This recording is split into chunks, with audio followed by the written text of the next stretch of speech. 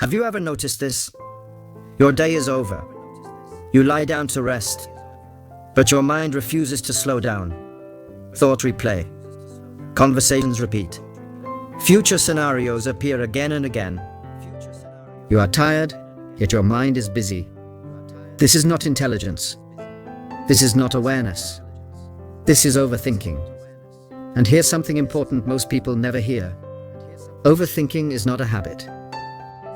It is a misused survival system of the brain. In this video, you will learn how to stop overthinking for good. Not by forcing silence, not by thinking positive, but by understanding how your mind actually works. Watch till the end, because the final insight changes the way you relate to your thoughts forever. What overthinking really is, not what people say. Most people think overthinking means thinking too much, being too emotional, being weak mentally. That is incorrect. Overthinking is repetitive thinking without resolution. It is the mind looping on the same information, searching for certainty where certainty does not exist. Why the brain overthinks? Your brain has one main job: keep you safe.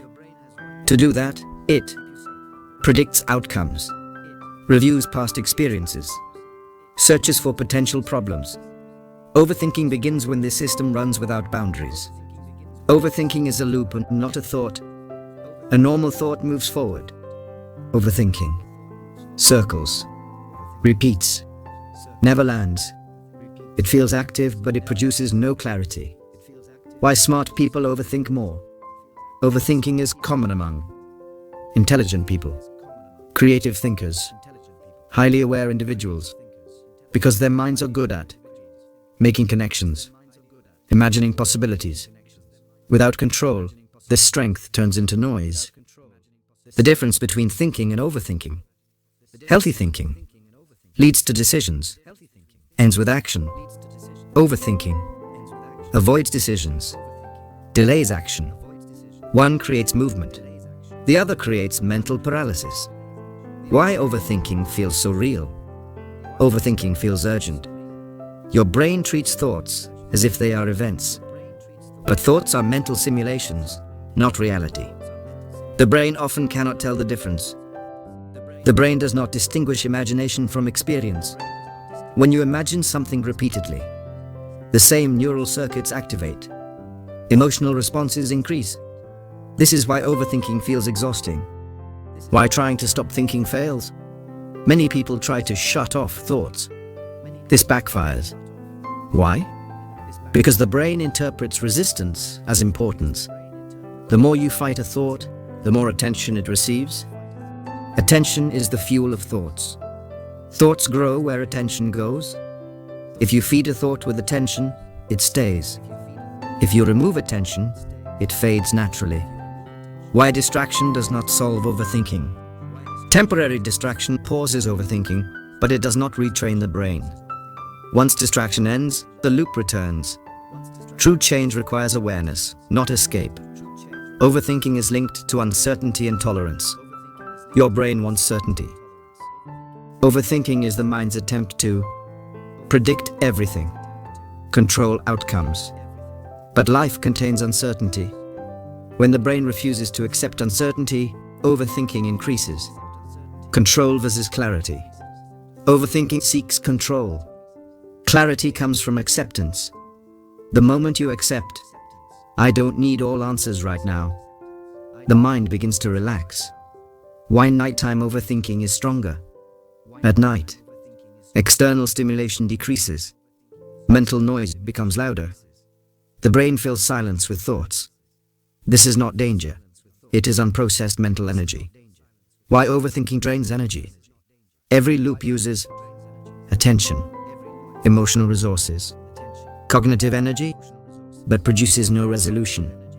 This creates fatigue without progress. Overthinking and decision fatigue. When decisions are delayed, the brain keeps them active. Mental load increases. This creates internal pressure. The cost of unmade decisions. Unmade decisions stay open loops. Open loops demand attention. Closing loops, even imperfectly, restores calm. Why perfectionism feeds overthinking. Perfectionism delays closure. The brain waits for the perfect answer, but perfect clarity rarely arrives.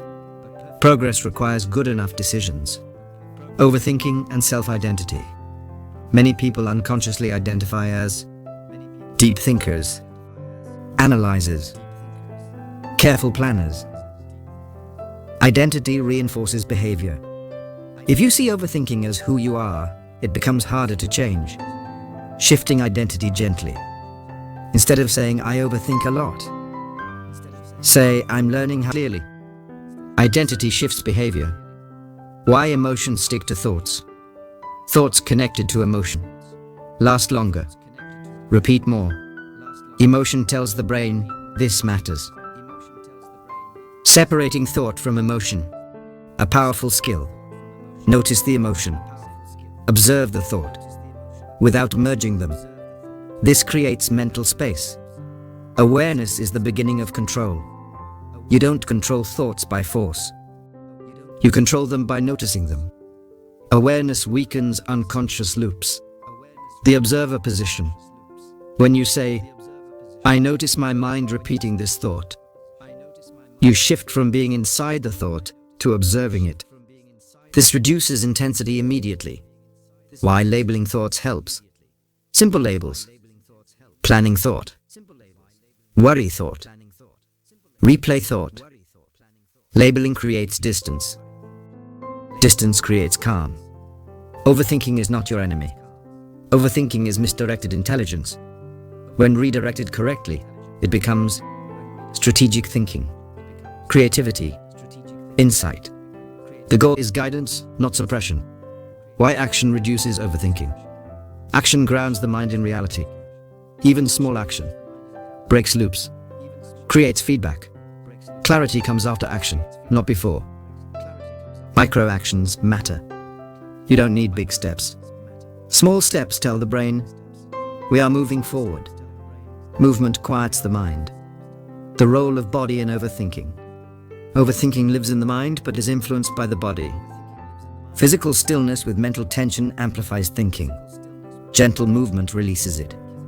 Breathing and thought speed. Slow breathing signals safety. Slows mental pace. Fast breathing signals urgency. Speeds thoughts. The body leads the mind. Part 1. Ending. Retention bridge. Now you understand something important. Overthinking is not a flaw. It is a system without direction. In Part 2 you'll learn why your mind keeps returning to the same thoughts, the exact patterns that trap people in overthinking, and how to interrupt these loops safely and naturally. Part 2 is where control begins.